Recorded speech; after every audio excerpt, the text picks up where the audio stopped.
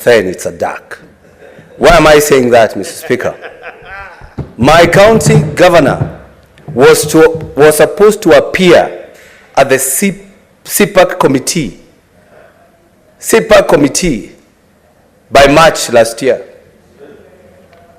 It was extended to July. No, March this year, sorry. March this year. It was extended to July. Then it has been extended to this month.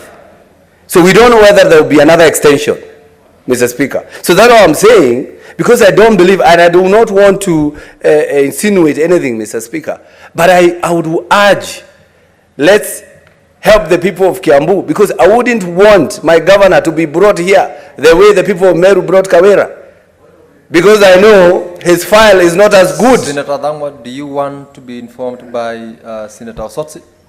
Yeah, he's my chair, CPIC. You can inform me. Very well, Senator Sotsi, proceed.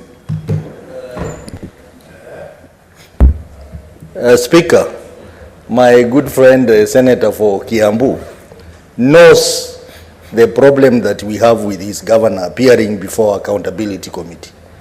He's a distinguished member of my committee, CPIC, and we have a similar problem with the governor of Kiambu appearing before us.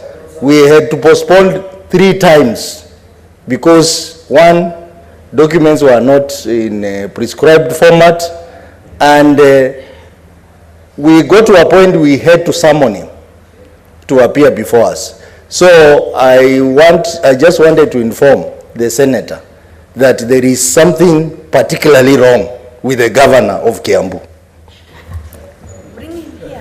Senator Thangwa, could you conclude on your substantiating the issue as was raised by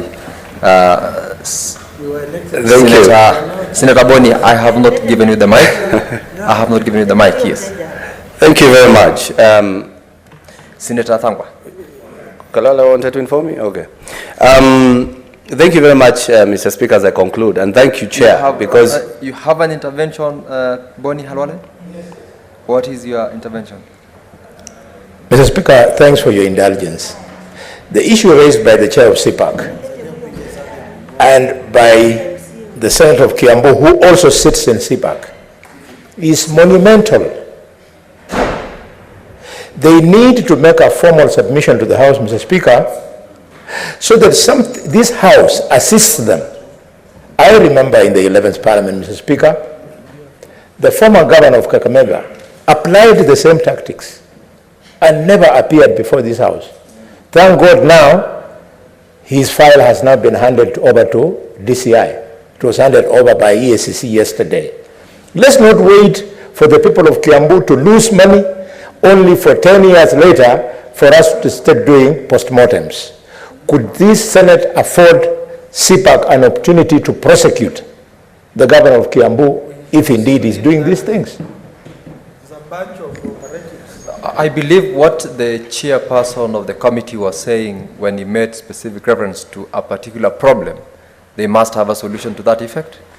I do not know, but you take the cue from the comments by Senator Boni Halwale and also what has been raised by Senator from Kiambu.